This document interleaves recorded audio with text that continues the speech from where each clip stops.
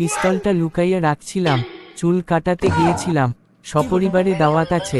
অফিসে এসেছো কেন? तो आओ यार शुरू करते हैं बिना किसी बकचोद।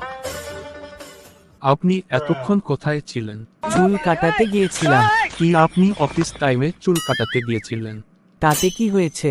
চুলটাও তো অফিস টাইমে বড় হয়েছিল। সেটা তো বাড়ি থাকার কালিনও বড় হয়েছে। তাই বলেই তো একেবারেই টাকলু হয়ে যায়নি। যতটুকু অফিসে বড় হয়েছিল ততটুকু কেটেছি। বল দেখি, মাতাল আর সাপের মধ্যে মিল কোথায়? স্যার, দিনভর দুইজনেই যতই একে বেঁকে চলুক না কেন, ঘরে ফেরার বেলায় নিজের বাড়ি ঠিকই চিনে নেয়। वाह क्या सीन है,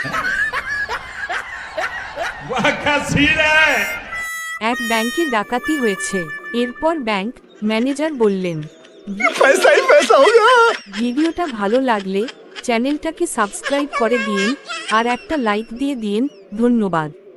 টাকা পয়সা ডাকাতে নিল কিভাবে? তোমার কাছে কি পিস্তল ছিল না? खत्म। Bye bye, tata, good bye, गया।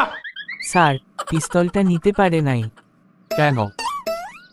স্যার, আমি বুদ্ধি কইরা পিস্তলটা আমার মোজার ভেতরে লুকাইয়া রাখছিলাম। मजा आया। और मैं ये जो मजा है, এই তুমি আবার অফিসে এসেছো কেন? তোমার চাকরি তো গতকালই চলে গেছে। জানি স্যার, সেই জন্যই আমি আজ ওই শূন্য পদে যোগ দিতে এসেছি। वाह क्या सीन है, वाह क्या सीन है।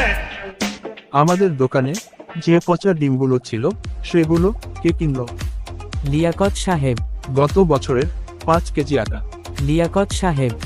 আর মেয়াদ শেষ হয়ে যাওয়া সেমাইগুলো কে কিনলো? पैसा ही पैसा होगा। লিয়াকত সাহেবই সব নিয়ে গেছেন।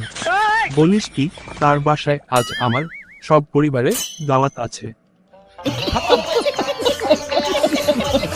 Bye bye, tata, good bye,